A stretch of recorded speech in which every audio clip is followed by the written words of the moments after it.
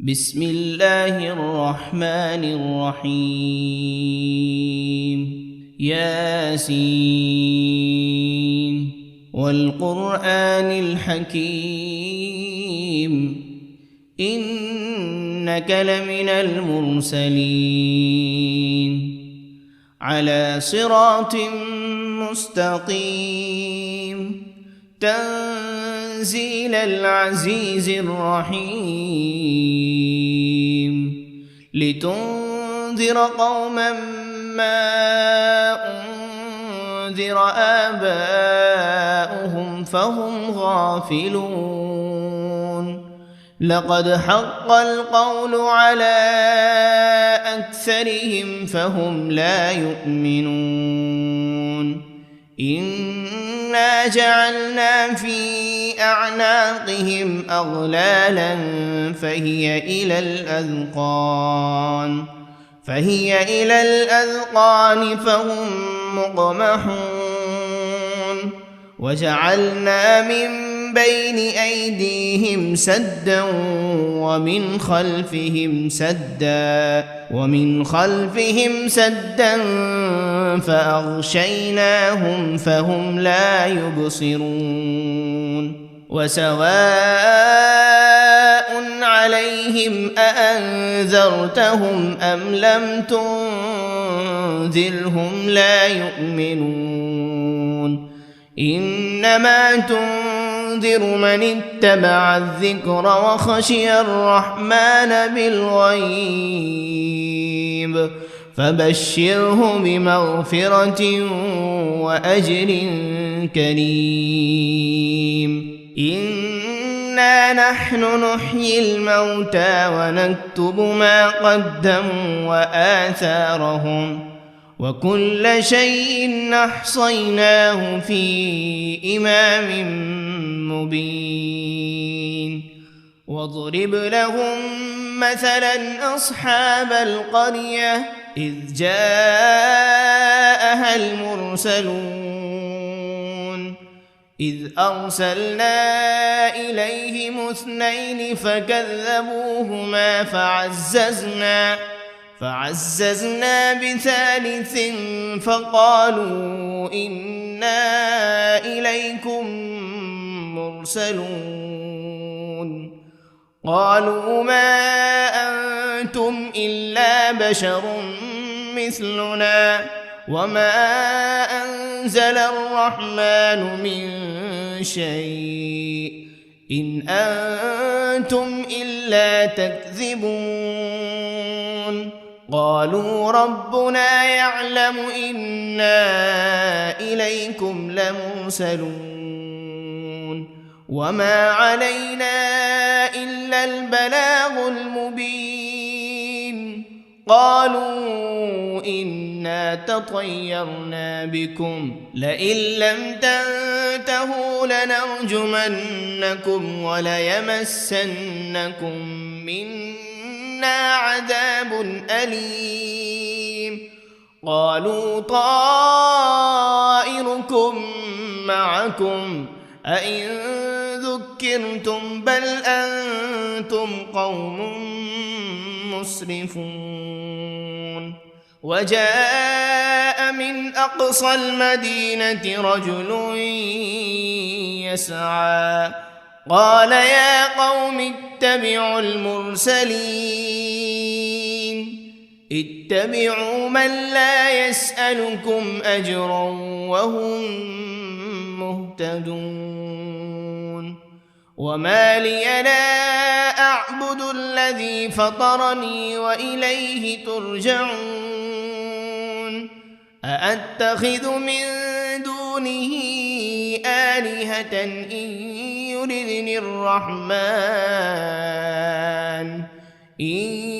يردني الرحمن بضر لا تغن عني شفاعتهم شيئا ولا ينقذون إني إذا لفي ضلال مبين إني آمنت بربكم فاسمعون قيل ادخل الجنة الجنة قال يا ليت قومي يعلمون بما غفر لي ربي وجعلني من المكرمين وما أنزلنا على قومه من بعده من جند من السماء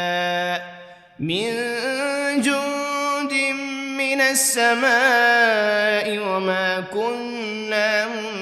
منزلين إن كانت إلا صيحة واحدة فإذا هم خامدون يا حسرة على العباد ما يأتيهم من رسول إلا كانوا به يستهزئون ألم يروا كم أهلكنا قبلهم من القرون أنهم إليهم لا يرجعون وإن كل لما جميع لدينا محضرون وآية لهم الأرض الميتة أحييناها وأخرجنا منها حبا فمنه يأكلون وجعلنا فيها جنات من نخيل وأعناب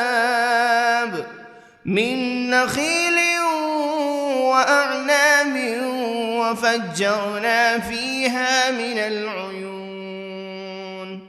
ليأكلوا من ثمره وما عملته أيديهم أفلا يشكرون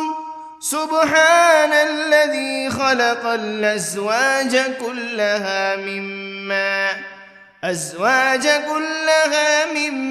تنبت الأرض ومن أنفسهم ومما لا يعلمون وآية لهم الليل نسلخ منه النهار فإذا هم مظلمون والشمس تجري لمستقر لها ذلك تقدير العزيز العليم والقمر قدرناه منازل حتى عاد كالعرجون القديم لا الشمس ينبغي لها أن تدرك القمر ولا الليل سابق النهار وكل في فلك يسبحون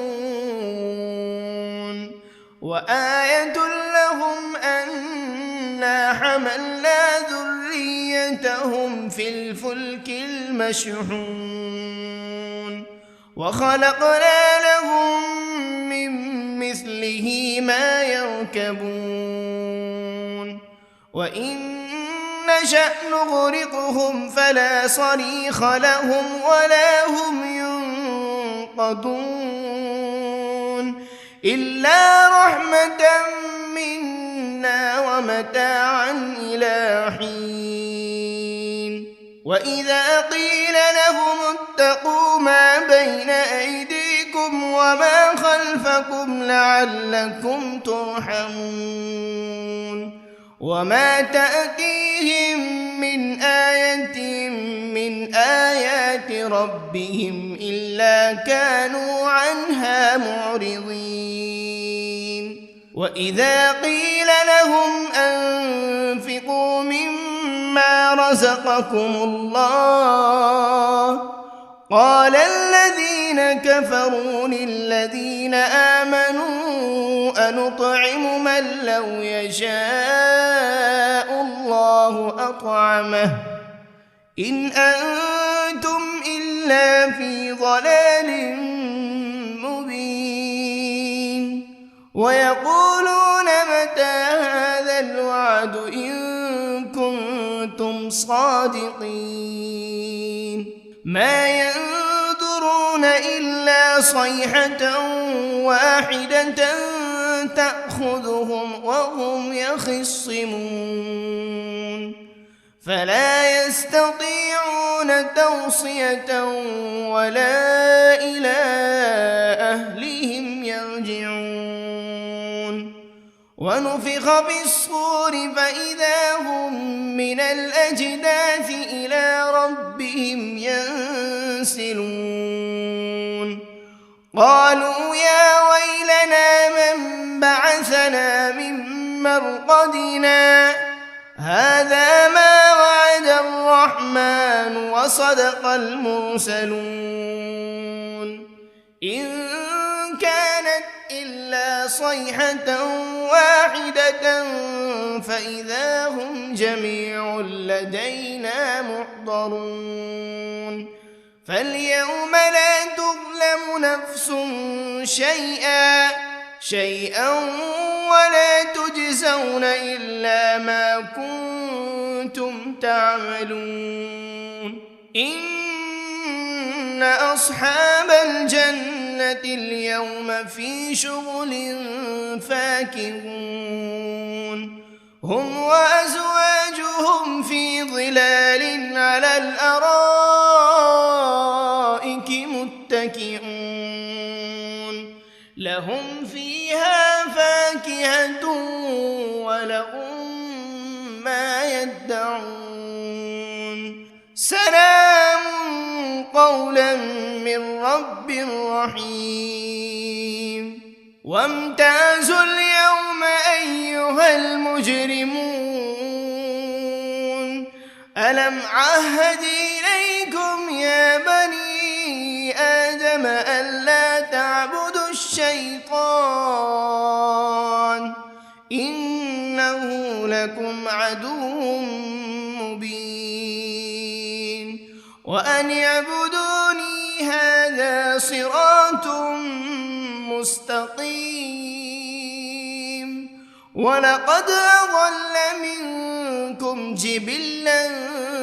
كثيرا أفلم تكونوا تعقلون هذه جهنم التي كنتم توعدون اصلوها اليوم بما كنتم تكفرون اليوم نختم على أفواههم وتكلمنا أيديهم وتشهد أرجلهم بما كانوا يكسبون ولو نشاء لطمسنا على أعينهم فاستبقوا الصراط فأنى يبصرون ولو نشاء لمسخناهم على مكانتهم فما استطاعوا مضيا ولا يرجعون ومن نعمره ننكسه في الخلق أفلا يعقلون وما علمناه الشعر وما ينبغي له إن هو إلا ذكر وقرآن مبين لينذر من كان حيا ويحق القول على الكافرين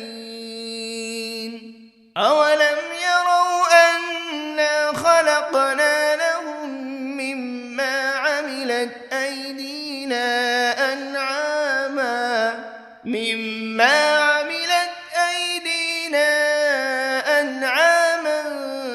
فهم لها مالكون وذللناها لهم فمنها ركوبهم ومنها يأكلون ولهم فيها منافع ومشارب أفلا يشكرون واتخذوا من دون الله آلهة لعلهم ينصرون لا يستطيعون نصرهم وهم لهم جند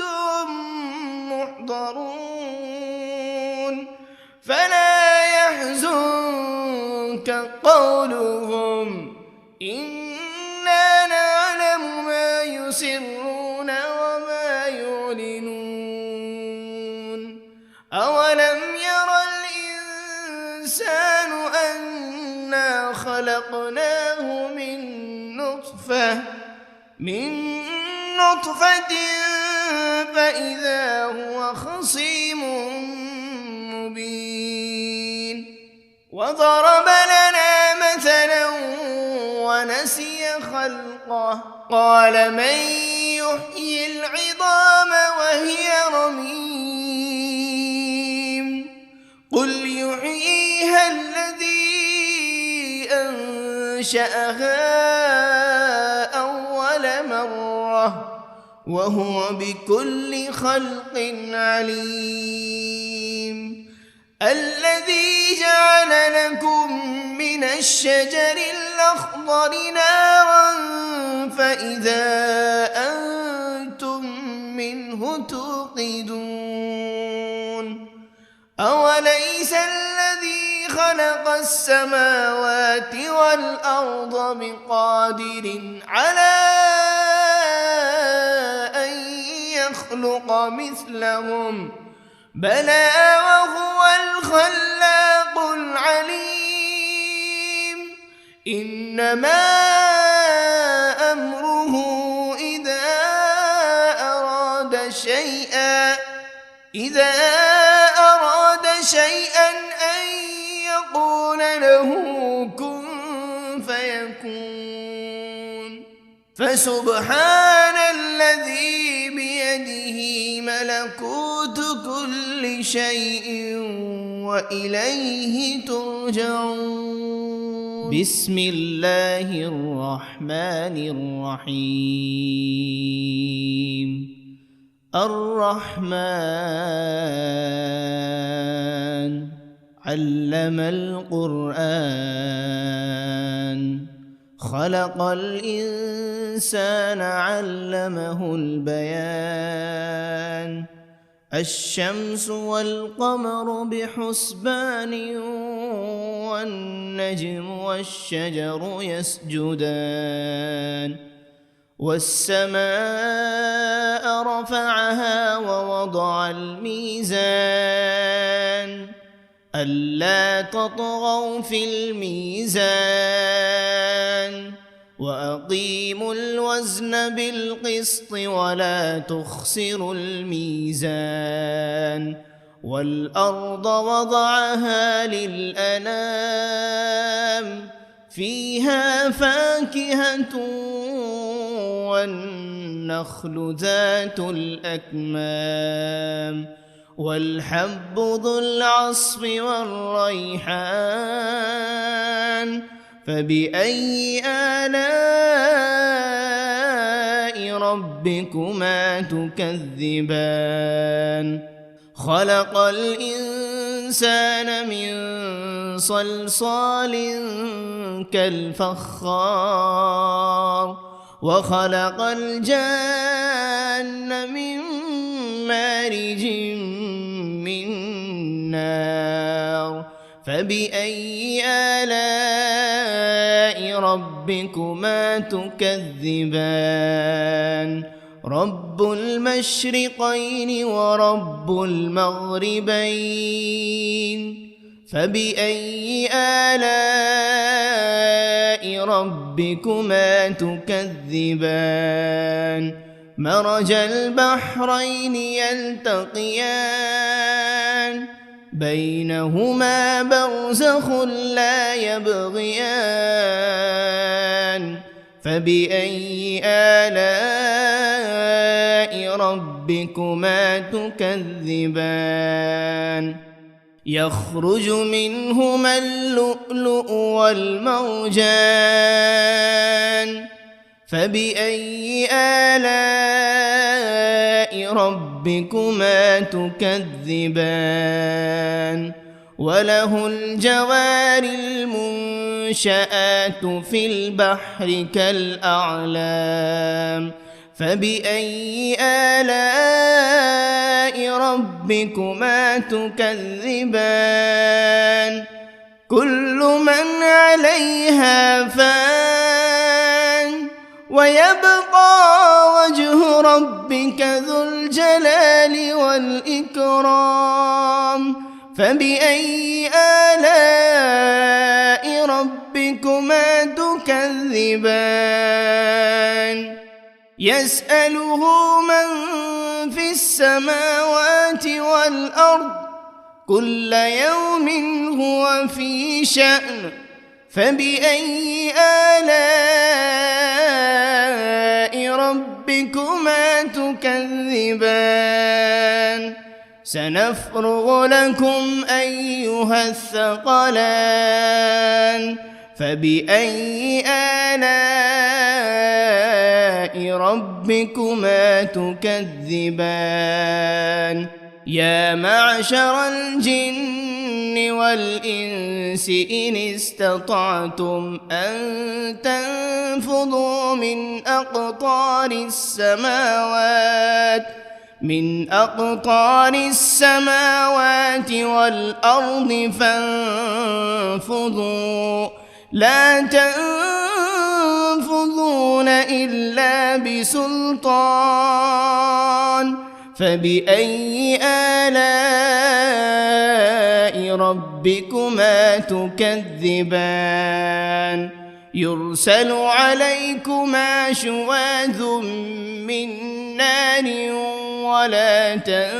تنتصران فبأي آلاء ربكما تكذبان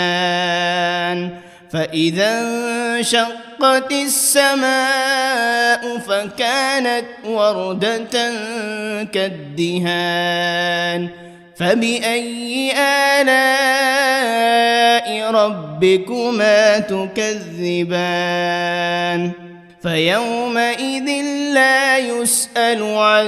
ذنبه إنس ولا جان فبأي آلاء ربكما تكذبان يعرف المجرمون بسيماهم فيؤخذ بالنواصي والأقدام فبأي آلاء ربكما تكذبان هذه جهنم التي يكذب بها المجرمون يطوفون بينها وبين حميم آن فبأي آلاء ربكما تكذبان ولمن خاف مقام ربه جنتان فبأي آلاء ربكما تكذبان ذواتا أفنان فبأي آلاء ربكما تكذبان فيهما عينان تجريان فبأي آلاء ربكما تكذبان فيهما من كل فاكهة زوجان فبأي آلاء ربكما تكذبان متكئين على فرش بطائنها من استبرق وجنى الجنتين دان فبأي آلاء ربكما تكذبان تكذبان فيهن قاصرات الطرف لم يطمثهن إنس قبلهم ولا جان فبأي آلاء ربكما تكذبان كأنهن الياقوت والمرجان فبأي آلاء ربكما تكذبان هل جزاء الإحسان إلا الإحسان فبأي آلاء ربكما تكذبان ومن دونهما جنتان فبأي آلاء ربكما تكذبان مدهامتان فبأي آلاء ربكما تكذبان فيهما عينان نضاختان فبأي آلاء ربكما تكذبان فيهما فاكهة ونخل ورمان فبأي آلاء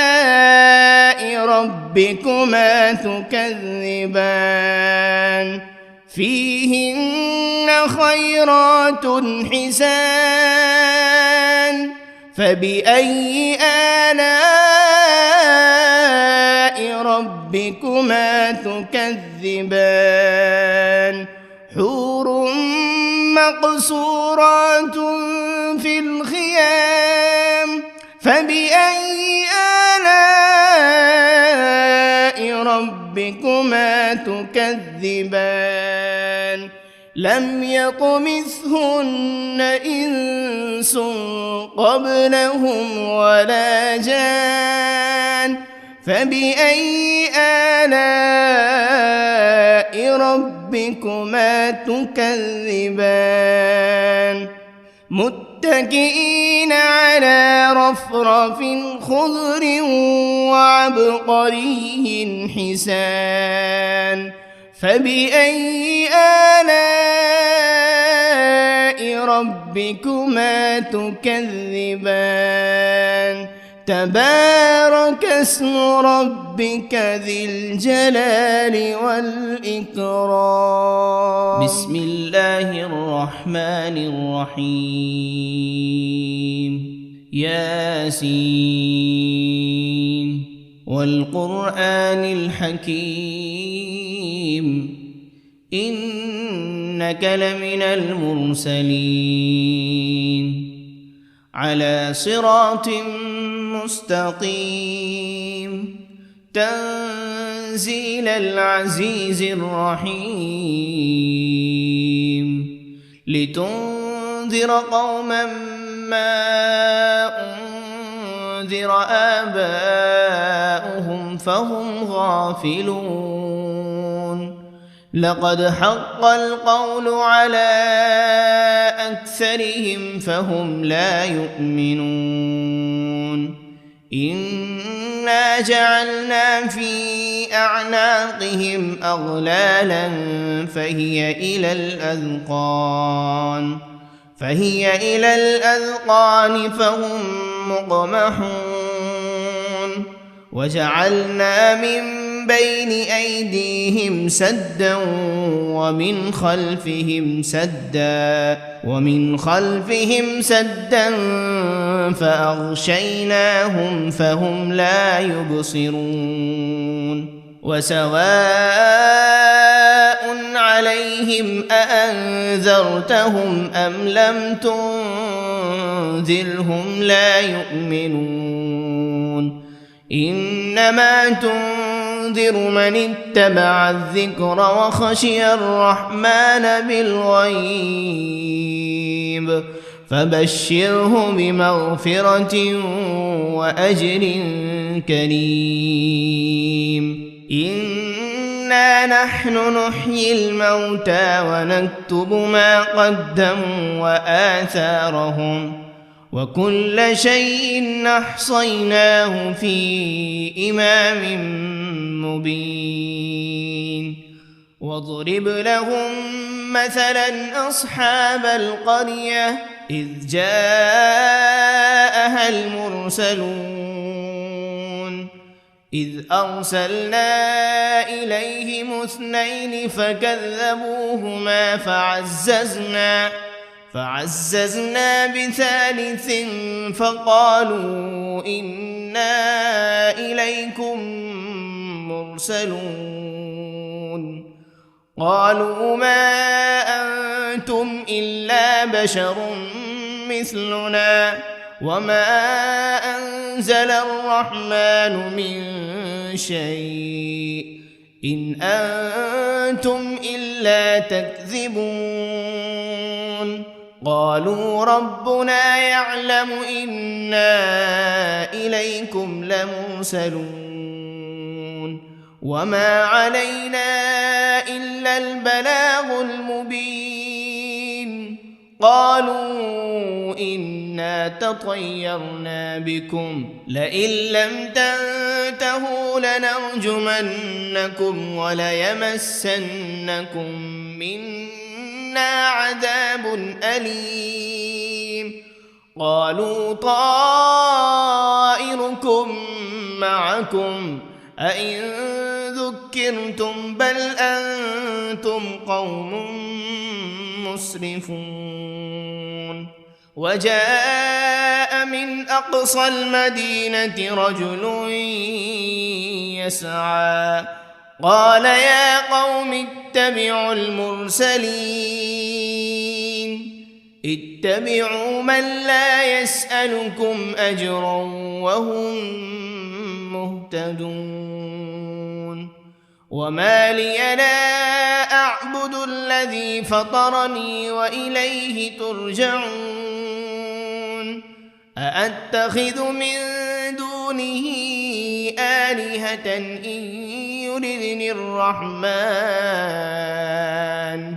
إن يردني الرحمن بضر لا تغن عني شفاعتهم شيئا ولا ينقذون إني إذا لفي ضلال مبين إني آمنت بربكم فاسمعون قيل ادخل الجنة قال يا ليت قومي يعلمون بما غفر لي ربي وجعلني من المكرمين وما أنزلنا على قومه من بعده من جند من السماء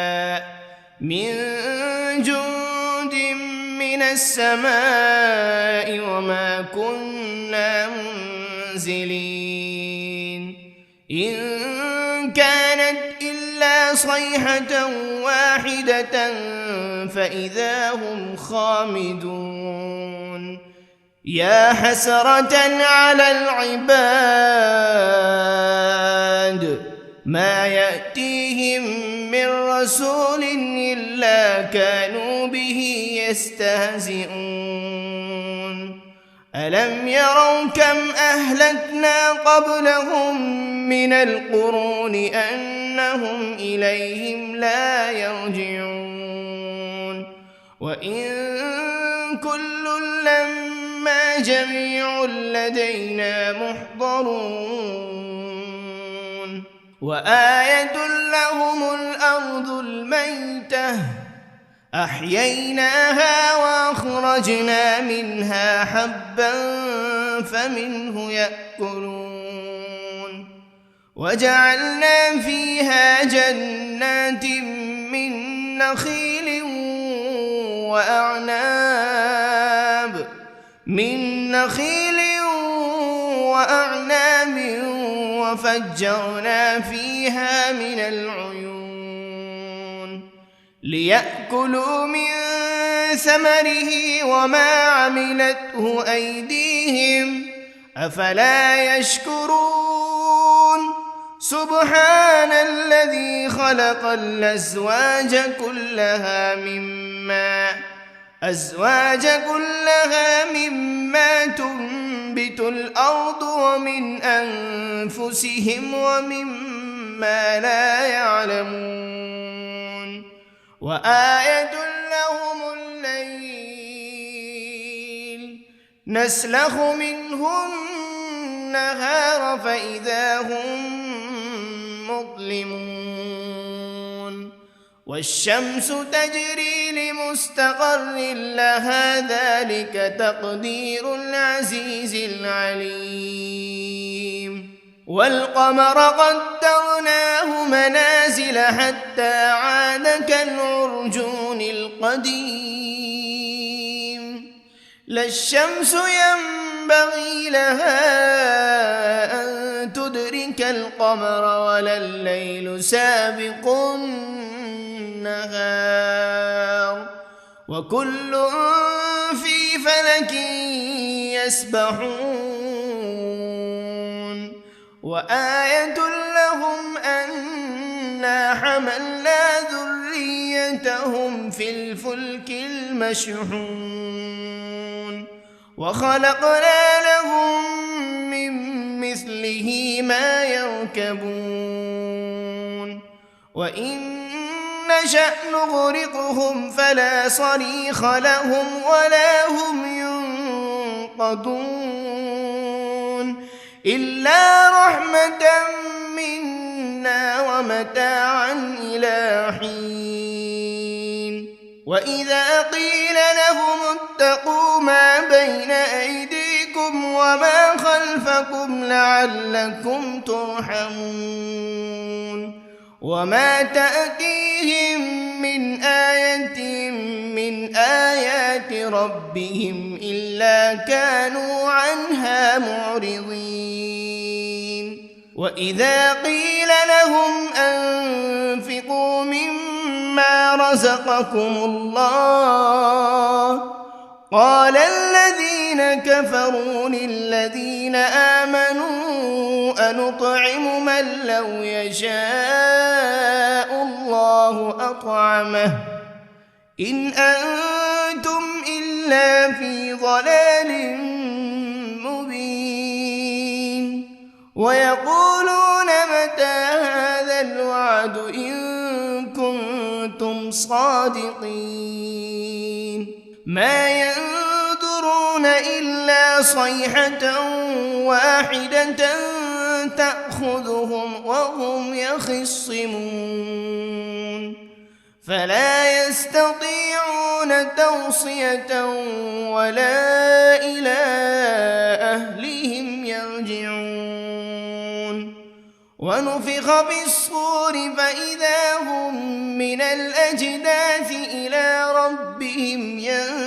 ينسلون قالوا يا ويلنا من بعثنا من مرقدنا هذا ما وعد الرحمن وصدق المرسلون إن كانت إلا صيحة واحدة فإذا هم جميع لدينا محضرون فاليوم لا تظلم نفس شيئا ولا تجزون إلا ما كنتم تعملون إن أصحاب الجنة اليوم في شغل فاكهون هم وأزواجهم في ظلال على الأرائك متكئون لهم فيها فاكهة ولهم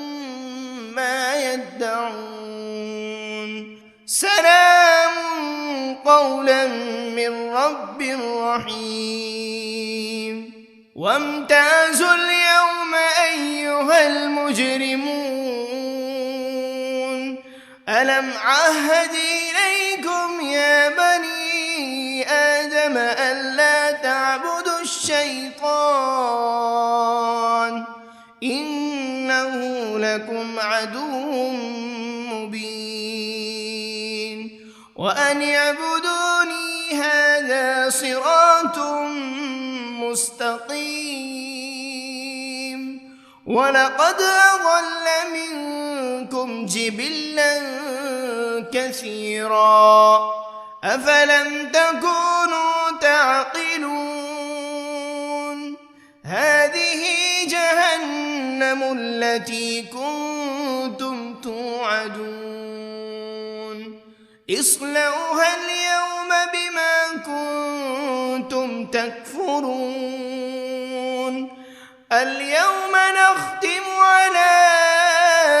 أفواههم وتكلمنا أيديهم وتشهد أرجلهم بما كانوا يكسبون ولو نشاء لطمسنا على أعينهم فاستبقوا الصراط فأنى يبصرون ولو نشاء لمسخناهم على مكانتهم فما استطاعوا مضيا ولا يرجعون ومن نعمره ننكسه في الخلق أفلا يعقلون وما علمناه الشعر وما ينبغي له إن هو إلا ذكر وقرآن مبين لينذر من كان حيا ويحق القول على الكافرين أولم يروا أنا خلقنا لهم مما عملت أيدينا أنعاما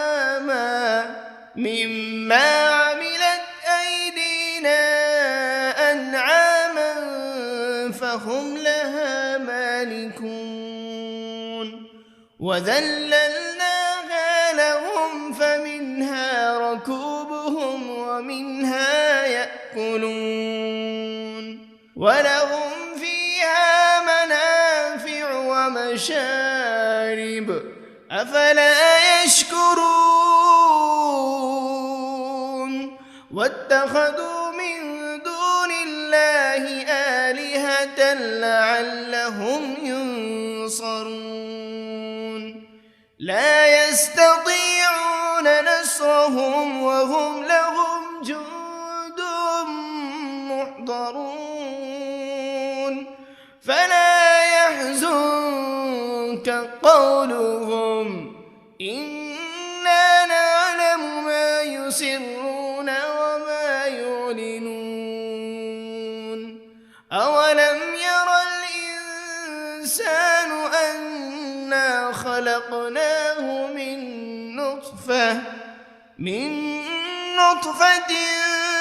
فإذا هو خصيم مبين وضرب لنا مثلا ونسي خلقه قال من يحيي العظام وهي رميم قل يحييها الذي أنشأها أول مرة وهو بكل خلق عليم الذي جعل لكم من الشجر الأخضر نارا فإذا أنتم منه توقدون أوليس الذي خلق السماوات والأرض بقادر على أن يخلق مثلهم بلى وهو الخلاق العليم إنما أمره إذا أراد شيئا أن يقول له كن فيكون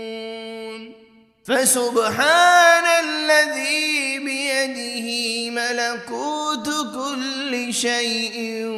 وإليه ترجعون.